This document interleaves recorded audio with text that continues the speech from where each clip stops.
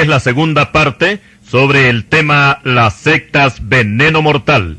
En nuestro primer volumen hicimos un estudio sobre la secta de los mormones, el adventismo del séptimo día, los testigos de Jehová, la secta católico romana y los niños de Dios. Ahora, en esta segunda parte, vamos a estudiar y al mismo tiempo denunciar otras doctrinas falsas y que la Biblia las coloca como doctrinas de demonios. Primera Timoteo 4:1. Y vamos a comenzar con la secta Creciendo en Gracia, que es considerada como una de las más nuevas y que fue fundada en Miami en 1986. Su fundador es el puertorriqueño José Luis de Jesús Miranda, que por muchos años fue evangélico y hasta llegó a ser pastor de una iglesia en los Estados Unidos. Después se trasladó de nuevo a Puerto Rico, donde fundó su propia iglesia, y fue de aquí que arrancó con una nueva doctrina, conocida como la doctrina calvinista. Luego se trasladó a Miami, donde fundó oficialmente un nuevo ministerio en 1986, y desde esa fecha se levantó una nueva secta, conocida con el nombre de Creciendo en Gracia. También este grupo es conocido como los predestinados, los salvos siempre salvos, y también se conocen como los bendecidos. Su forma de operar es a través de mensajes grabados en cassette, para lo cual alquilan o compran radioemisoras, usan videocassette y también usan el internet. Su fundador se hace llamar el apóstol, convirtiéndose así, según él, en el sucesor del apóstol Pablo. También se autoproclama como el padre de la tercera reforma. Según él, la primera reforma se llevó a cabo en el Concilio de Jerusalén, según Hechos capítulo 15. La segunda reforma fue la de Martín Lutero, y la tercera le corresponde a don José Luis de Jesús. Y así son las cosas, que mientras el Papa de Roma se hace llamar el sucesor de San Pedro, el fundador de Creciendo en Gracia se hace llamar el sucesor de San Pablo. Esperemos si más adelante aparece el sucesor de Apolos, Primera de Corintios 1:12. Ahora, cuando analizamos la doctrina de esta secta, nos vamos a dar cuenta que en verdad no tienen doctrina, porque no hay un patrón definido, ya que en primer lugar, el Antiguo Testamento no cuenta para ellos, y todo lo que huele a la ley de Moisés es desechado y pisoteado por estos líderes. En lo que toca al Nuevo Testamento, desechan los 4 evangelios, Mateo, Marcos, Lucas y Juan, y también el libro de los Hechos de los Apóstoles. Las enseñanzas de nuestro Señor Jesucristo no son aceptadas, porque según estos líderes de Creciendo en Gracia, todo esto está a favor de la ley de Moisés. Y como Cristo nació bajo la ley, según Gálatas 4:4, por esta razón también lo desechan. Por otra parte, las epístolas de Pedro, de Santiago, Juan, Judas y Apocalipsis no son más que historias baratas, libelos vulgares y pura charlatanería. Esto es lo que Satanás les ha metido en la mente a los líderes de esta secta con respecto a estas epístolas sagradas. De toda la Biblia, lo único que aceptan son las 14 epístolas de Pablo. Y en este caso, dan por sentado, lo afirman, que Pablo es el autor de la epístola a los hebreos. Para ellos, el fundamento no es Cristo, sino el apóstol Pablo, a quien llaman nuestro apóstol. Y el perito arquitecto que puso el fundamento, Primera de Corintios 3:10. Pero desgraciadamente no entendieron el siguiente versículo, donde el mismo Pablo expresa que él no es el fundamento de la iglesia, sino que es Jesucristo. Para ellos, solamente la enseñanza correcta es dada por el apóstol Pablo. Lo que Cristo y los otros apóstoles enseñaron no tiene ningún valor, porque como dijimos, todo está apegado a la ley de Moisés. A los demás apóstoles fuera de Pablo, los denigran y no les guardan el más mínimo respeto, porque según estos líderes, los apóstoles hacían un gran negocio, ya que los convertidos vendían sus propiedades y el producto de la venta lo traían a ellos, a los apóstoles. Lo que estos líderes no han entendido es que todo ese producto era repartido entre los necesitados según la necesidad de cada uno. Hechos 4, versículos 32 al 37. Ahora que cuando vino la persecución por causa de Saulo de Tarso, la iglesia fue esparcida, y según el pensamiento de los líderes de Creciendo en Gracia, por esta persecución, el negocio de los apóstoles se vino abajo, y por eso se hicieron enemigos del apóstol Pablo, dice esta secta. Cuando se llevó a cabo el concilio de Jerusalén, según Hechos capítulo 15, dicen que lo que allí se habló fueron puras boberías, y que Jacobo, que era quien presidía ese concilio, quería tener dominio sobre todos, y se consideraba con influencias porque era hermano de Jesucristo y quería imponer la ley de Moisés a todos los convertidos.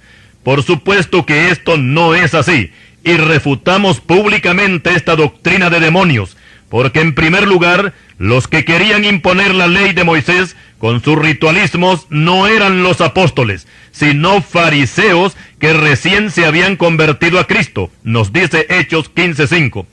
En segundo lugar, explicamos que Pedro y los demás apóstoles se opusieron a que los nuevos convertidos se les impusiera una carga más, en este caso, los ritualismos de la ley de Moisés. Y dijo Pedro, antes creemos que por la gracia del Señor Jesús seremos salvos. Hechos 15, versículo 11.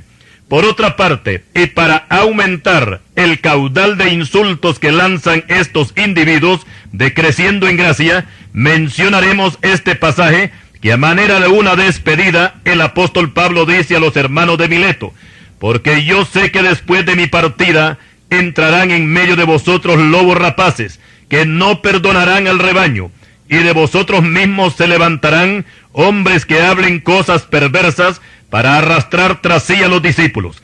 Hechos capítulo 20, versículos 29 y 30. Los líderes de Creciendo en Gracia dicen que estos lobos rapaces y hombres perversos eran Pedro, Juan y Jacobo y todos los demás apóstoles, a los cuales tratan de perversos, farsantes y engañadores. Para los líderes de esta secta, el apóstol Pedro era el cabecilla de la banda, que no conocía lo que era la gracia de Dios. Por eso Pablo lo denunció como un falso hermano y que producía falsos hermanos. Esto es lo que afirman los líderes de esta secta Creciendo en Gracia. Y por supuesto que esto no es más que una falacia, una mentira más del diablo. Y a propósito del diablo, esta secta no cree en la existencia de este ser que se rebeló contra Dios en el principio. Para ellos, oiga bien, el diablo fue Adán, y fue Adán quien tentó a Cristo en su ayuno de 40 días. Cuando el Nuevo Testamento menciona al diablo, ellos dicen que aquí se refiere a la carne, o sea que las obras de la carne son el diablo. Semejante disparate, solamente a estos líderes se les podía ocurrir. Por otra parte, ellos dicen que son dioses, y que son predestinados, y que ya existían antes de nacer, tal como es la doctrina de los gnósticos y los mormones, que todos ellos son dioses. Pero la palabra de Dios les hace un reto a estos diosesillos de carne, y en primer lugar les dice que presenten sus pruebas, que digan lo que ha de venir, y también lo que ha ocurrido desde el principio, que den nuevas de lo que ha de ser, para que sepamos que vosotros sois dioses. He aquí que vosotros sois nada, y vuestras obras vanidad. Abominación es el que os escogió. Isaías 41, versículos 21 al 24. Como podemos ver, la palabra de Dios ridiculiza a estos falsos dioses que no son nada y que están perdiendo el tiempo en esa secta. Y el que los escogió, o sea el líder que los tiene engañados, es considerado como un ser abominable ante los ojos de Dios, y es que en verdad que no se le puede llamar de otra manera al más osado de los blasfemos, como lo es el líder de Creciendo en Gracia, que el nombre más apropiado sería Creciendo en Desgracia. Ahora oigamos la opinión que tienen del Espíritu Santo, y citan las palabras de Cristo que dijo, pero yo os digo la verdad, os conviene que yo me vaya, porque si no me fuese, el Consolador no vendría a vosotros, mas si me fuere, os lo enviaré. Juan 16, versículo 7. Aquí todos los creyentes entendemos que el Señor está hablando del Espíritu Santo como el Consolador, como dicen los siguientes versículos. Pero los líderes de Creciendo en Gracia dicen que ese Consolador no era el Espíritu Santo, sino que Cristo se refería al apóstol Pablo. Para ellos, Pablo es el Consolador. Lo raro es que Pablo jamás dijo que él fuera el Espíritu Santo. Ese título se lo han dado los de Creciendo en Gracia. En Puerto Rico hay una secta que se llama Los Mitas, que fue fundada por una mujer llamada Juanita García. Esta se proclamó que ella era el Espíritu Santo, pero todos sabemos que el Espíritu no muere. Pero Juanita García se murió hace ya algunos años, y esto quiere decir que ella no era lo que decía ser. Y ahora vamos con otra blasfemia que lanzan los bendecidos de Creciendo en Gracia, y es en lo que se refiere al derramamiento del Espíritu Santo en el día de Pentecostés. Dicen que todo eso fue una farsa, que no hubo tal derramamiento, y los que estaban reunidos en el aposento alto no fueron ungidos, sino que fueron confundidos. Así piensan los de esta secta. Y quiero explicar que la mayor parte de lo que estoy exponiendo en este mensaje, nadie me lo ha contado, sino que yo mismo lo he escuchado en las grabaciones que ponen en una radioemisora en Tegucigalpa. Por otra parte, estos bendecidos, entre comillas, no solamente están en contra de la oración, sino que tratan de gente tonta e ignorante a los creyentes que oramos, porque esto pertenece a la ley de Moisés. Y lo mismo dicen del ayuno, de la Santa Cena, el bautismo en agua y las vigilias, y que todo esto es practicado, por supuesto, por la iglesia evangélica. Pero los líderes de Creciendo en Gracia se mofan de todos estos mandatos divinos, y cuando mencionan a Cristo, se les nota el odio y el desprecio que le hacen. Y la mayoría de las veces hacen chistes del Señor, y toda la congregación que tienen al frente celebra la blasfemia de estos líderes vulgares con estruendosas carcajadas. Cuando la palabra de Dios ordena que hay que ungir con aceite a los enfermos, según Santiago 5:14, ellos dicen que todo eso es una payasada inventada por Santiago. Tome nota usted de lo que hablan estas personas. Ahora veamos cómo se expresan de Dios. Ellos dicen que son dioses, pero que Dios se portó muy mal con ellos y los encerró en esta porquería de carne, palabras de ellos, y siendo dioses quedaron sujetos a las limitaciones humanas. Por otra parte, también ridiculizan el sentimiento humano, en este caso que no se puede llorar por un ser querido que muere, porque eso es vivir en la carne, y como ellos son dioses, no pueden llorar. Con respecto al matrimonio, en vez de enaltecerlo, lo ridiculizan y se mofan de los matrimonios ancianos. Cierta vez, y a través de una grabación, decía el líder a uno de la congregación: imagínate, bendecido, si tú te casas, ¿tendrías valor de llegar a los 30 años viéndole la cara a tu misma mujer? Te ganarías el premio Nobel si tuvieras ese aguante. Y es que en verdad que para esta secta el matrimonio no cuenta. Ellos pueden cometer fornicaciones, emborracharse y hacer cualquier pecado, y siempre son salvos, siempre salvos, porque para ellos el pecado no existe, ni tampoco el diablo. Ellos dicen que el diablo fue Adán, y esto sí que no tiene sentido, porque entonces Adán se tentó él solo en el huerto de Edén.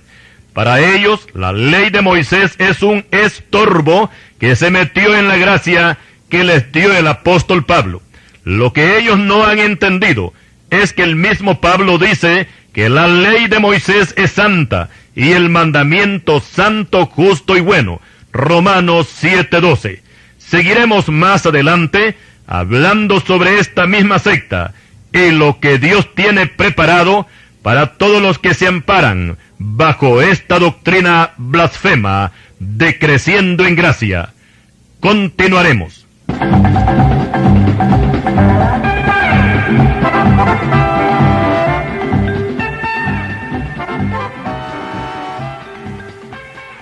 Estamos analizando la secta Creciendo en Gracia, considerada como una de las sectas más dañinas que han aparecido en este último tiempo, y hacemos un llamado de alerta a todos los hermanos, principalmente aquellos que son nuevos convertidos, para que no se dejen engañar por los cantos de sirena de estos embajadores del diablo, y no escuchen la emisora por donde transmiten su veneno. En nuestro estudio sobre las sectas, hemos podido comprobar que la más degenerada de todas es esta, Creciendo en Gracia, porque las demás, aunque tuercen el contenido de la Escritura, por lo menos han tenido un cierto respeto para los escritores de los libros bíblicos, pero los líderes de esta secta han superado en blasfemia a los mismos fariseos, porque aquellos, aunque rechazaron la divinidad de Cristo, jamás se rieron de él, y siempre le dieron el título de maestro. Pero estos hacen chistes del Señor y tratan a los apóstoles de bandidos, farsantes, hipócritas y perversos. Este trato despreciable jamás lo han hecho los testigos de Jehová, ni los mormones, ni los adventistas del séptimo día, ni los católicos romanos. Y nosotros, los creyentes evangélicos, tenemos en alta estima a todos los siervos del Señor, que desempeñando diferentes funciones aparecen en la Escritura, principalmente los apóstoles que fueron escogidos por nuestro Señor Jesucristo. Y las epístolas que ellos escribieron tienen la misma inspiración y el mismo valor que tienen los 4 evangelios y todo el Antiguo Testamento. Para nosotros, las palabras de Pedro, de Juan, de Santiago, Judas y el apóstol Pablo es como si Cristo mismo las dijera, y lo que Cristo dice es como si el Padre lo dijera. Juan 7:16. Pero aquí encontramos en esta secta de Creciendo en Gracia, cuando Pedro escribe y dice: sed sobrios y velad, porque vuestro adversario el diablo, como león rugiente, anda alrededor buscando a quien devorar. Primera de Pedro 5:8. El líder de esta secta dice que Pedro se inventó esa mentira del diablo como león rugiente, porque el diablo no existe. Por otra parte, se ríen y blasfeman contra los dones del Espíritu Santo. No creen en la enfermedad. Ellos dicen que son bendecidos y que los dioses no se enferman. Decía uno de estos líderes a la congregación: mira, bendecido, si a ti te sale un cáncer, no le hagas caso, que eso es mentira. Tú sigue viviendo, porque los dioses no se pueden enfermar, ni pueden morir. Como podemos ver, esta sarta de disparates solamente a Satanás se le podía ocurrir. Negar que existe la enfermedad es algo ridículo y que no tiene sentido, porque para comprobarlo no se necesita ser una persona espiritual. Con nuestros ojos carnales la estamos viendo por donde quiera que vamos. Si no hubiera enfermedad, entonces nos preguntamos, ¿para qué estudian los médicos? ¿Y de qué sirven entonces los hospitales? ¿Y para qué las droguerías que fabrican medicamentos? Si no hubiera enfermedad, entonces la palabra misma de Dios nos mentiría, porque en Santiago 5:14 se nos dice que hay que ungir con aceite a los enfermos que están en la iglesia. Aquí encontramos esta información o esta enseñanza que nos da la palabra. Sin embargo, aquí encontramos que los bendecidos dicen que no hay enfermedad. Con respecto al pecado, por una parte dicen que el pecado no existe, pero también dicen que se puede pecar, pero solamente los que están bajo la ley de Moisés. Los que están en gracia no pueden pecar, y si llegaran a pecar, siempre son salvos, porque ellos son predestinados, y toman como base Efesios 1, versículos 3 al 5. Y por supuesto que aquí le dan una falsa interpretación al texto, porque ellos aparecen como un grupo seleccionado. En este caso, que Dios escogió a un grupo para ser salvos y los otros para ser condenados. Si así fuera el caso, entonces quedaría sin valor Juan 3:16, que dice así, que de tal manera amó Dios al mundo, que ha dado a su Hijo unigénito, para que todo aquel que en él cree no se pierda, mas tenga vida eterna. Aquí encontramos el libre albedrío que Dios le da al hombre para que pueda escoger la salvación o la condenación, o como lo hemos dicho otras veces, que Dios a nadie jala para meterlo al cielo y a nadie empuja para meterlo al infierno. Es el hombre quien decide para dónde se va cuando parta de este mundo. Y cuando la palabra de Dios habla de predestinación, aquí caben todos los pecadores, porque Dios no hace acepción de personas. Si el caso fuera como dicen estos bendecidos de Creciendo en Gracia, entonces este grupo puede pecar, puede rebelarse contra Dios y hacer lo que le venga en gana, porque de todas maneras ellos ya están predestinados para ser salvos. Y esta es la mentira más grande que Satanás les ha metido en la cabeza a esta secta blasfema. Y yo pregunto, ¿qué valor tendría la orden que nuestro Señor Jesucristo dio de ir y predicar el Evangelio a toda criatura? Que el que creyere y fuere bautizado sería salvo, y el que no crea será condenado. Marcos 16:15. Preguntamos, ¿para qué predicarle a uno que ya está sentenciado a la condenación eterna? Y por otra parte, ¿qué sentido tendría decirle a un salvo, siempre salvo, que persevere hasta el fin, como manda la palabra de Dios, Mateo 24:14, si perseverando o no, siempre se salvaría? El Señor no puede prometerle la salvación a nadie si esta persona no persevera hasta el final. Cuando Jacobo y Juan le pidieron un puesto de altura en el reino de Dios, aquí el Señor les dice que si quieren lograr lo que desean, tienen que pagar el precio de beber la copa que él iba a beber, y ya todos sabemos que esa copa resultó muy amarga. Mateo 20, versículos 20 al 23. Pongámonos a pensar, si el Señor les promete a Jacobo y a Juan lo que ellos y su madre deseaban, ellos podían no solamente apartarse de Cristo, sino pecar a diestra y siniestra, y al final tendrían que sentarse al par del Señor en su reino, aunque estuvieran en pecado, porque ya la palabra habría sido dada. Y ya sabemos que Dios no se retracta de lo que dice o promete. Y por esa razón fue que no les prometió nada a estos dos apóstoles. Pero las sectas siempre le llevan la contraria al Señor, y ellos ponen su propia doctrina. Y si no encaja con la doctrina bíblica, eso es lo que menos les interesa. Lo que ellos se proponen es cazar las almas al vuelo. Y hay de aquellos que caen en sus redes. Cristo dice, ay de vosotros, escribas y fariseos hipócritas, porque recorréis mar y tierra para ser un prosélito, y una vez hecho, le hacéis 2 veces más hijo del infierno que vosotros. Mateo 23:15. Y hay una característica especial que tienen las sectas, y es que cada una de ellas se adjudica el derecho de ser los elegidos de Dios y los únicos que tienen la verdad. La secta Creciendo en Gracia no se queda atrás, pues ellos son los únicos salvos con toda la herejía que presentan. Ahora yo le pregunto al líder de Creciendo en Gracia, al líder de esta secta, si ellos dicen ser los únicos que serán salvos, entonces ¿qué pasó con los creyentes que vivieron durante estos 2000 años atrás? ¿Se perdieron? Si ellos son los de Creciendo en Gracia, la revelación de Dios con la doctrina verdadera, ¿por qué Dios, nos preguntamos, por qué Dios esperó tanto tiempo para revelarla?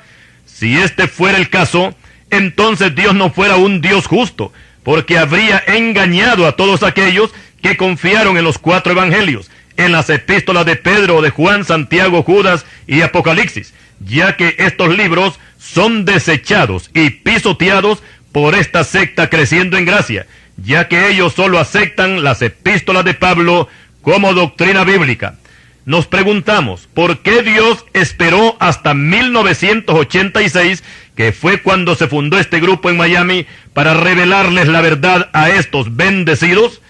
Con la aparición de estos nuevos iluminados, confirmamos una vez más la veracidad con que nos habla la palabra de Dios, que el Espíritu dice claramente que en los postreros tiempos algunos apostatarán de la fe, escuchando a espíritus engañadores y a doctrinas de demonios.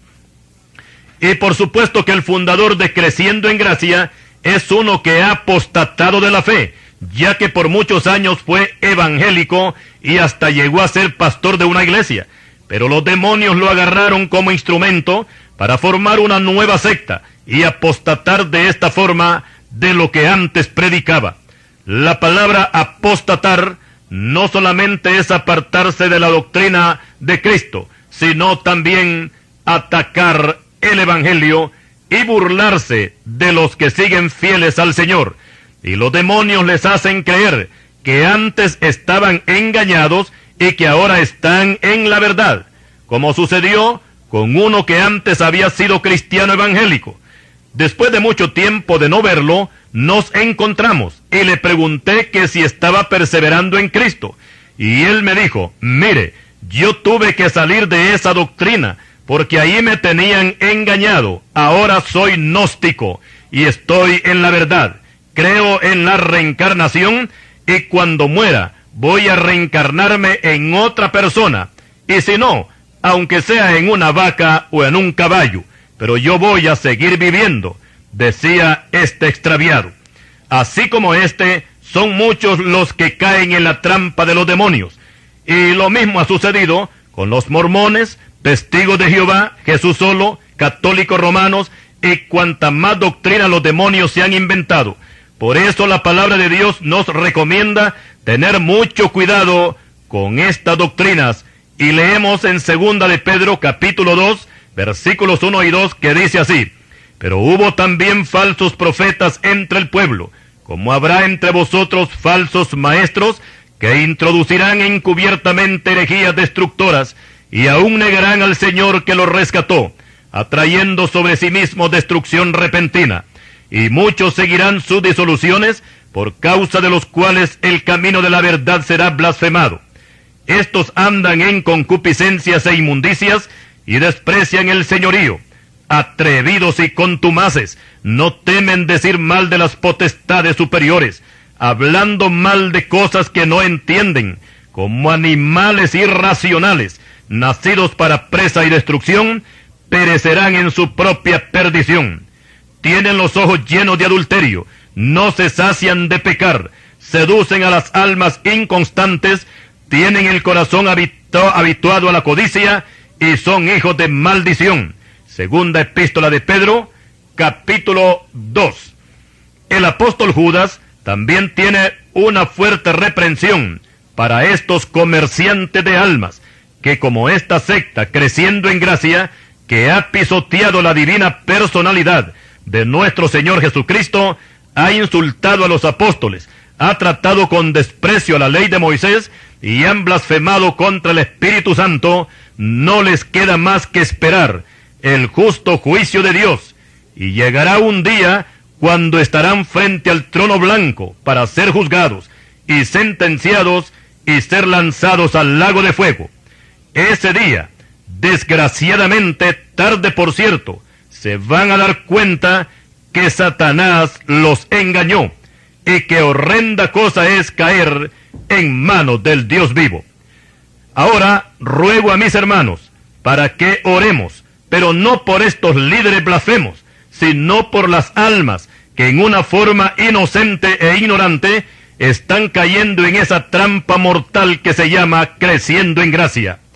Y hasta aquí llegamos, analizando a esta secta satánica, considerada como una de las más peligrosas de estos últimos tiempos. Más adelante estudiaremos otras sectas más, como Sun Myung Moon y su secta de la unificación, también a los gnósticos, y también vamos a estudiar a la Iglesia Universal, conocida como Vida Nueva, y también algunas prácticas de algunas iglesias evangélicas que por sus actuaciones también peligran de convertirse en semisectas.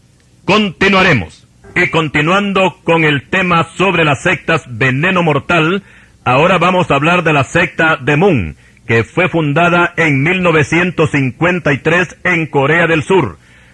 Sun Myung Moon nació el 6 de enero de 1920 en Corea del Sur y es contemporáneo de Juan Pablo II.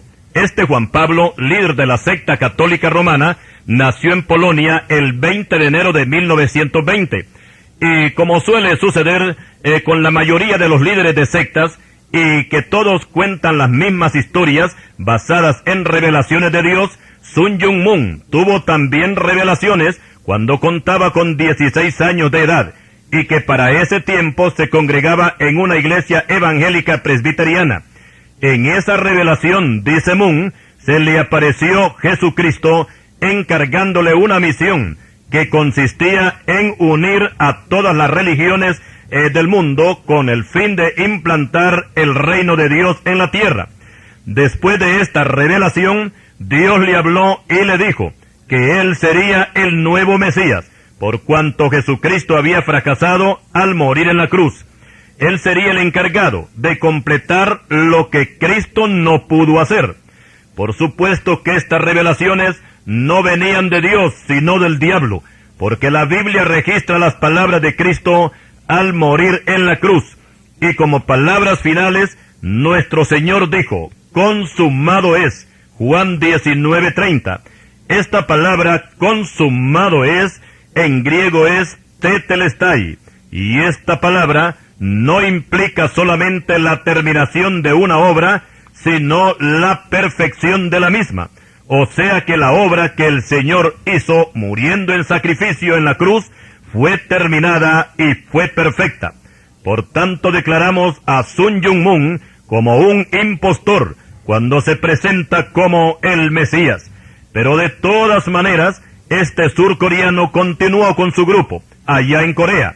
Dijimos que el arranque de esta secta comenzó en 1953, pero para desgracia de Moon, al siguiente año, 1954, se desató una guerra entre los comunistas de Corea del Norte contra los anticomunistas de Corea del Sur, y Sun Myung Moon, que siempre se identificó como un fanático anticomunista, fue tomado prisionero por los comunistas norcoreanos y permaneció encarcelado hasta que el gobierno norteamericano intervino a su favor y logró su excarcelación, y seguidamente fue trasladado a los Estados Unidos, donde reorganizó con más fuerza su secta. Y uno de los propósitos de Moon era eliminar a todos los comunistas, a los cuales consideraba como hijos de Satanás. Y por ser un hombre de influencia y un gran anticomunista, se ganó el aprecio y el apoyo de los presidentes norteamericanos. Y al salir en los periódicos fotografiado con los presidentes, esto le dio un gran realce a su persona y a su secta.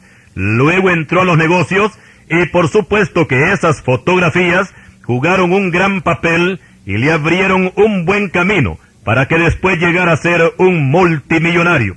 Entre los presidentes que se fotografiaron con Sun Myung Moon estaba Eisenhower, también Richard Nixon en 1973. Para ese tiempo, Moon era propietario del periódico Washington Times, y en el segundo periodo de Ronald Reagan, recomendó a los estadounidenses que leyeran el periódico de Moon, porque en era que salía más propaganda para su campaña política. Y al ganar su periodo como presidente, la primera entrevista que concedió Reagan fue para el Washington Times de Moon. Pero no todas las cosas le salieron bien a Moon en ese tiempo, porque los organismos contralores descubrieron que las empresas de Sun Myung Moon no estaban pagando los impuestos correspondientes al Estado, o sea que estaba defraudando al fisco, y por esta causa se libró orden de captura contra él, y fue a parar a la cárcel, y el 18 de julio de 1984 se le condenó a 18 meses de cárcel, pero luego sus abogados consiguieron rebajarle la pena y solamente cumplió 9 meses en prisión. Y aquí vamos a encontrar una ironía, porque los que lo sacaron de la cárcel en Corea del Norte fueron los mismos que lo metieron a la cárcel en los Estados Unidos por no pagar los impuestos. Pero a pesar de todo, Moon ha ido creciendo sobre todo en dólares, ya que cuenta con muchas empresas y supermercados y una gran flota de barcos que transportan su mercadería a todo el mundo. Ahora, con respecto a su doctrina, es algo que va totalmente en contra de la palabra de Dios. Sun Myung Moon piensa así, que cuando Dios hizo a la primera pareja, a Adán y Eva, fueron puestos en el huerto del Edén, pero un día Satanás entró al huerto y quedó deslumbrado de la hermosura de Eva, al grado que la sedujo y llegó a ser su mujer, y engendró un hijo con ella, al cual le puso por nombre Caín, y por esa razón Caín nació en pecado y fue llamado hijo del maligno. Aquí Moon tomó el pasaje de 1 de Juan 3:12, pero vamos a aclarar que Juan no menciona que Caín era hijo del maligno, sino simplemente que era del maligno, y mató a su hermano Abel. La doctrina de Moon no acepta que Adán fue el padre de Caín, como dice Génesis 4:1, sino que fue hijo de Satanás. Y por supuesto que este disparate solamente puede caber en la mente enfermiza de este surcoreano llamado Sun Myung Moon.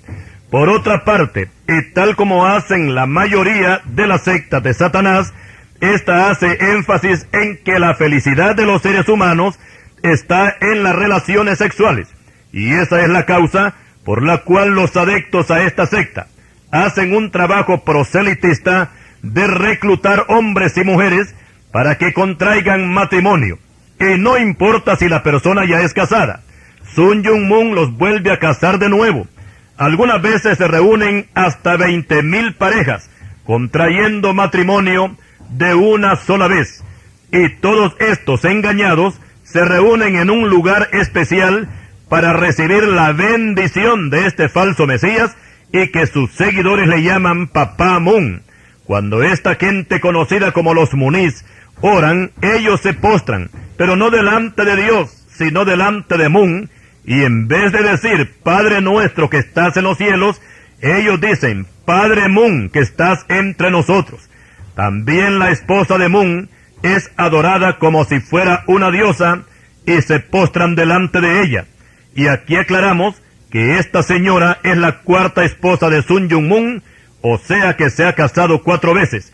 Anteriormente explicamos que este falso Mesías se adjudica el derecho de ser el escogido de parte de Dios para salvar al mundo, por cuanto Cristo fracasó al morir en la cruz y no pudo hacer la redención para el hombre, y la causa de este fracaso, según este surcoreano, es porque Cristo nunca se casó.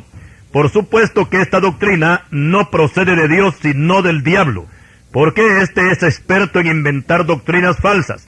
Y aquí vemos una fuerte contradicción entre los mormones y esta secta, y es que los mormones aseguran en su doctrina que el sacrificio de Cristo no fue válido porque Cristo se casó y tuvo 4 esposas.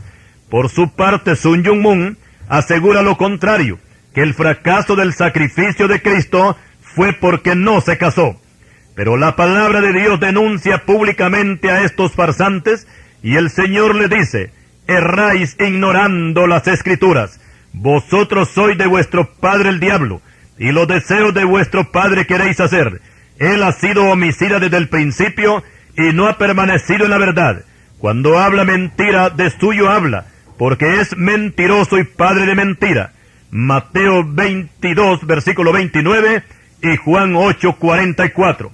Pero aún así, y con todo lo errado que son estas doctrinas, siguen avanzando, no se detienen. Y en lo que toca a la secta de Moon, ésta se ha metido en muchos países del mundo, impartiendo conferencias en los mejores hoteles, y sus principales adeptos son japoneses y coreanos, los cuales se encargan de reclutar a los incautos, para lo cual se paran en las esquinas de las calles, a ofrecer una bebida gratis, y algunos caen en esa trampa. Esta actividad se parece a la que menciona el profeta Ezequiel en su libro, de los que cazan las almas al vuelo. Yo las libraré de vuestras manos, y soltaré para que vuelen como aves las almas que vosotros cazáis volando. Ezequiel 13:20.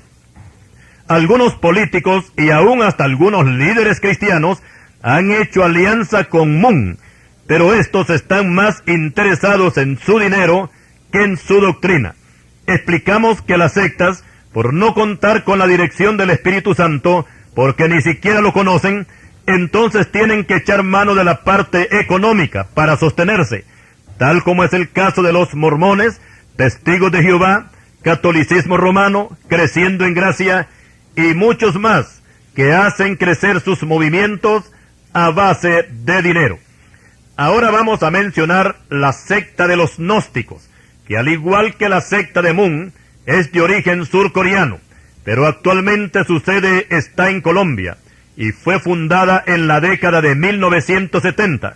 La palabra gnosis, que comienza con la letra G, quiere decir conocimiento, y es una mezcla de filosofía y ocultismo, donde también va incluida la meditación trascendental y la proyección astral. Esto último es salirse el espíritu del cuerpo y volar por el espacio.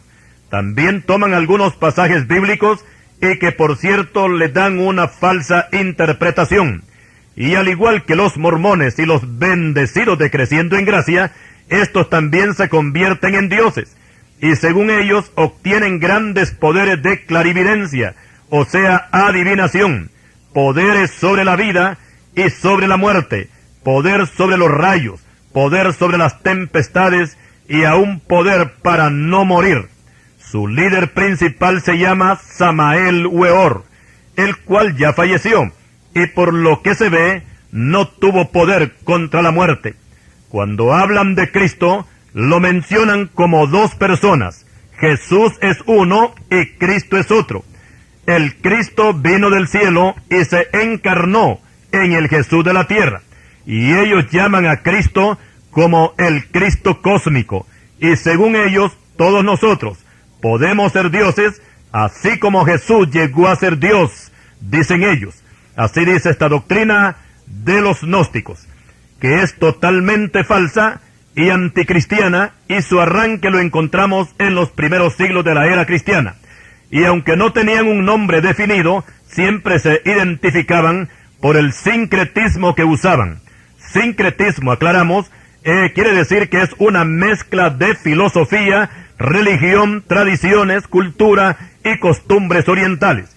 Pero como dijimos anteriormente, fue hasta la década de 1970 que tomó forma y se le dio el nombre de Centro de Estudios Gnósticos. Actualmente tienen sucursales en Argentina, México y España. También tienen filiales menores en Centro y Suramérica.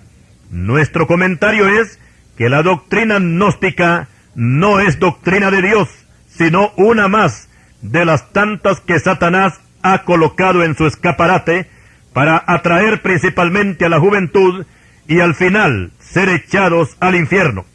Pero sí, hay una esperanza, porque todo aquel que viene al Señor Jesucristo tendrá un lugar seguro y estará protegido contra los lazos de estas sectas infernales, porque para eso apareció el Hijo de Dios, para deshacer todas las obras del diablo.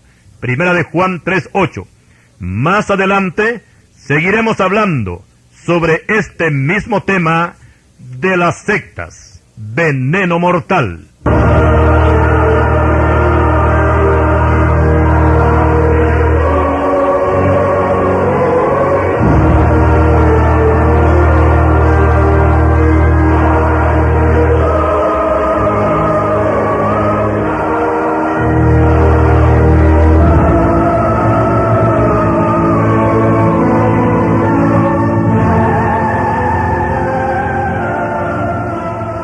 Y siguiendo con el tema sobre las sectas, en esta parte final vamos a hablar de algunos grupos que, al igual que los anteriores que hemos mencionado, también tienen una doctrina equivocada y se les da el título de secta.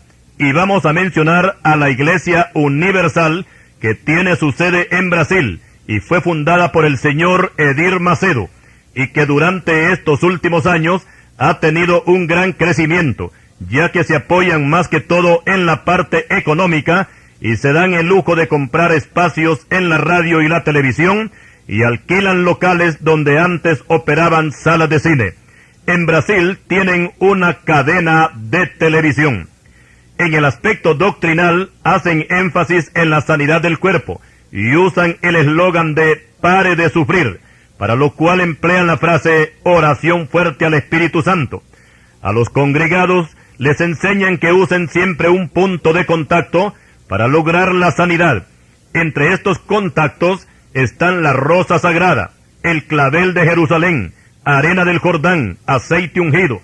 También aquí van incluidas las fotografías y prendas personales de la persona enferma. Y todo esto no está respaldado por la doctrina bíblica, porque tales objetos o fetiches son los mismos que se usan en la brujería. En lo que toca a la oración fuerte al Espíritu Santo, esto tampoco es doctrina bíblica, porque toda oración tiene que ser dirigida al Padre, tal como lo enseñó nuestro Señor Jesucristo en Mateo capítulo 6, versículos 9 al 13. Y todo lo que pidamos al Padre tiene que ser en el nombre de Cristo. Juan 14, versículos 13 y 14, y Juan 16, 23.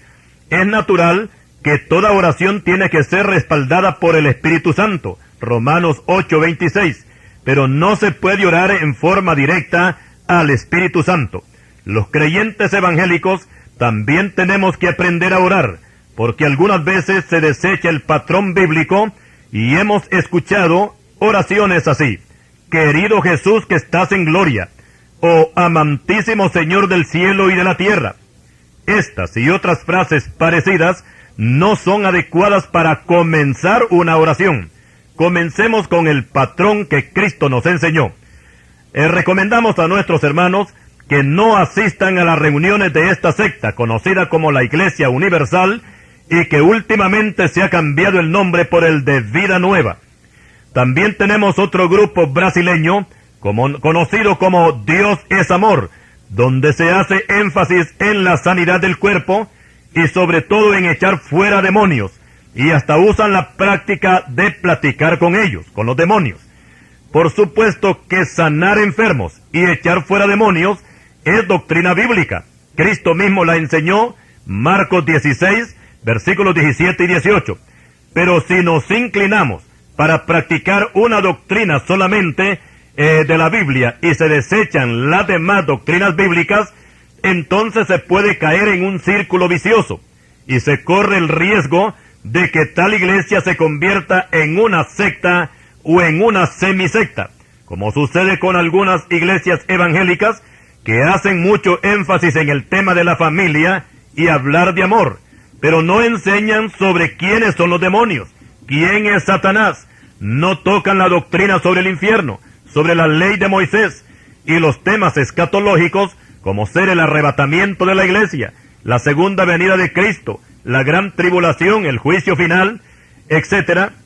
No lo hacen. Hace algún tiempo me encontré con una hermana que por mucho tiempo se congrega en una iglesia y me pidió que le hablara del rapto porque yo quiero saber algo, decía ella. ¿Cómo es que Cristo va a venir por su iglesia? Porque donde yo me congrego, ahí no se menciona esto. Los únicos mensajes que yo oigo son referentes al amor y a la familia. Es un problema cuando en una iglesia solamente tocan un tema. Otros es que enfocan solamente la doctrina sobre la prosperidad o el reino ya. Aquí es donde le dicen al miembro que no tiene que ser pobre, porque somos hijos de un rey. Lo único que tenemos que hacer es pedirle a nuestro Padre, porque si los pecadores, una gran cantidad de ellos, viven en gran abundancia económica, ¿por qué los hijos de Dios se van a quedar atrás? Si el pecador tiene un Toyota, usted como hijo de Dios debe de tener un Mercedes-Benz. No es posible que los pecadores vivan en zonas residenciales y los creyentes en barrios marginados, que aquellos tengan a sus hijos en colegios privados y los de los creyentes en los públicos. ¿Cómo es posible que aquellos se den la gran vida y el creyente pase necesidades? Por supuesto que esto no es doctrina bíblica. Y no me refiero a que un creyente no pueda llegar a ser rico y hasta millonario. En las filas evangélicas hay de todo cuando hablamos de la parte económica. Y no es ningún pecado ser rico o millonario, pero tampoco es la regla general para que todos los creyentes lo sean. La palabra de Dios dice que teniendo sustento y abrigo, estemos contentos con esto. Primera Timoteo capítulo 6 versículo 8. Por su parte el salmista dice, no temas cuando se enriquece alguno, cuando aumenta la gloria de su casa, porque cuando muera no llevará nada. Salmo 46 versículos 16 y 17. El creyente debe de estar acostumbrado a todo, y en este caso tratemos de imitar al apóstol Pablo, que siempre estaba contento cualquiera que fuera su situación. Filipenses 4:11. Desgraciadamente los mensajeros de la prosperidad solamente piensan en el dinero y en las cosas materiales. Y algunos de ellos van a pasar por esta penosa situación cuando oigan una voz que les diga: necio, esta noche vienen a pedirte tu alma, y lo que has provisto, ¿de quién será? Así es el que hace para sí tesoro, y no es rico para con Dios. Lucas 12, versículos 16 al 21. Por otra parte, vamos a mencionar a las iglesias evangélicas super espirituales y a las subespirituales. Las super espirituales corren el peligro de convertirse en una semisecta, y estas son las iglesias donde solamente ellos son santos, o sea, solamente su grupo. Los demás son pecadores, y no hay que contaminarse con ellos. No visitan otra congregación, porque el pastor teme perder sus ovejas si oyen una predicación diferente a la que él da. No acuerpan ninguna campaña evangelística, porque siempre ven defectos en los predicadores. A los miembros les prohíben hasta que usen desodorantes y que se bañen con jabón de olor, porque eso es vanidad del diablo. Dicen: cierta vez visité una iglesia fuera de Tegucigalpa, en este caso en la parte rural, y tuve cierta curiosidad porque las niñas y las hermanas adultas se amarraban el cabello con una tusa, y pregunté a un hermano por qué todas usaban así, por qué no usaban esas colitas que usan las mujeres para sujetarse el cabello. Yo pensé que tal vez en ese lugar no se conocían esas famosas colitas, pero el hermano me dijo: mire, hermano, aquí las hermanas no usan eso, porque eso es pecado y es vanidad del mundo. Por eso se les enseña que se amarren el pelo con una tusa o con un cordón de zapato. Así son los super espirituales. A sus hijos no los dejan jugar con los hijos de los vecinos, si estos son inconversos, porque se van a contaminar. No les compran un juguete porque eso es pecado. Y si se portan mal, los castigan poniéndolos a orar de rodillas 1 hora. A los adultos, en este caso a los varones, se les prohíbe que usen guayaberas, pantalones de azulón. Los bolsillos tienen que ser en forma recta, no atravesados. No tienen que usar bigote, y cuando se afeitan no pueden usar patilla larga. Por su parte, las hermanas tienen que usar blusas con manga hasta los puños y vestidos que lleguen a los tobillos, y no pueden arreglarse el cabello en un salón, porque todo eso es pecado y es vanidad del diablo. Hay que tener mucho cuidado, porque una congregación así corre el peligro de convertirse en una semisecta. Y ahora, en el otro extremo tenemos a los subespirituales, que mientras los superespirituales ven pecado en todo, los subespirituales no ven pecado en nada. Todo es bueno para ellos: ir al cine, bailar, beber moderadamente, vestir modas estrafalarias, escuchar música rock y toda música mundana. Y hay iglesias, óigase bien, hay iglesias que tienen equipos de fútbol, y a las hermanas se les imparten clases de maquillaje y ejercicios para adelgazar. Si esto se hiciera fuera de la iglesia, ni lo mencionáramos siquiera, pero son parte de las actividades que se hacen en las iglesias subespirituales. Entre estos dos grupos que hemos mencionado, ninguno de los dos están bien con Dios. Los primeros se hicieron demasiado santos, y estos últimos se hicieron demasiado mundanos. Hermano creyente, tenga usted cuidado con la doctrina que está recibiendo.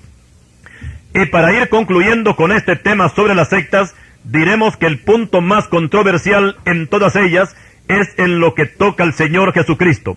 Y algo vamos a notar en esta doctrina de demonios de las sectas, y es que la mayoría de ellas no ofenden al Padre.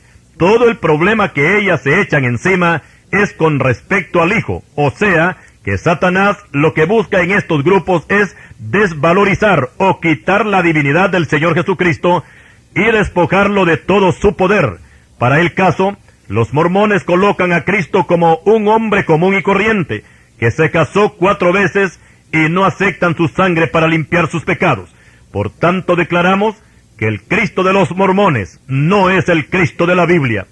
El Cristo de los testigos de Jehová no salva, tampoco es Dios. La Escritura dice que en el principio era el Verbo, y el Verbo era con Dios, y el Verbo era Dios. Juan capítulo 1, versículo 1. En la Biblia de los testigos no dice que el verbo era Dios, sino que era un Dios. Aquí la palabra Dios aparece con letra minúscula, y con esto lo despojan de su divinidad y lo colocan, lo colocan al par de los dioses paganos. Por tanto, declaramos que el Cristo de los testigos de Jehová no es el Cristo verdadero, el Cristo que resucitó de los muertos. El Cristo de ellos es otro. Por su parte, el Cristo de la secta católico romana, a este lo tienen encerrado en un ataúd y lo sacan a pasear cada Viernes Santo. No tiene poder para salvar. El poder lo tiene la Madre María. Los líderes de esta secta no aceptan la sangre de Cristo para limpiar sus pecados, y por eso celebran misas y rezan novenarios, porque por este medio es que los pecadores se salvan, dicen ellos.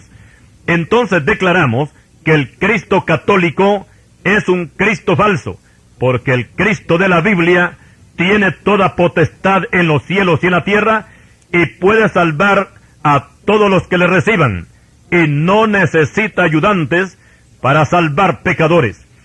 Por su parte, el Cristo de Sun Myung Moon es un Cristo fracasado que no salvó a nadie al morir en la cruz.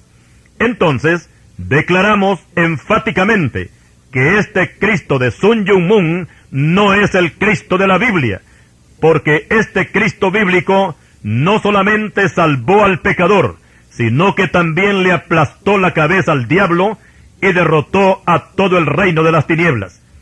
Y bien, tenemos mucho más que mencionar de estos Cristos falsos de las sectas, y aún quedan otras sectas sin mencionar, y que de alguna de ellas tenemos mensajes por aparte, como es el caso de los satanistas, y también de la nueva era. También está la secta de los Hare Krishnas, que tiene su influencia más que todo en el oriente. La meditación trascendental, los masones, los rosacruces, los espiritistas, los iluminados, los caballeros de Colón, la ciencia cristiana, los mitas de Puerto Rico, la trompeta del séptimo ángel, del puertorriqueño William Soto Santiago, los profetas de la liberación, la secta Bahá'í, que es un grupo que se desligó de la religión musulmana, y hay una lista interminable de grupos por todo el mundo, a quienes Satanás los tiene entretenidos, y al final lo que van a conseguir es pasar la eternidad en el lago de fuego. Estimados hermanos, oremos para que muchos de estos extraviados encuentren el camino verdadero, que es el Señor Jesucristo. Cristo dijo: yo soy el camino, la verdad y la vida. Nadie viene al Padre sino por mí. Juan 14:6. Esto quiere decir que nadie se salva, nadie va al Padre, nadie entra al cielo si no es por nuestro Señor Jesucristo. La palabra de Dios dice en Santiago 5:20, que el que haga volver al pecador del error de su camino, salvará de muerte un alma y cubrirá multitud de pecados. Y así estamos dando por terminado este segundo volumen sobre las sectas, veneno mortal. Al Señor damos toda la honra y toda la gloria, y a usted le decimos gracias por su atención. Que Dios le bendiga.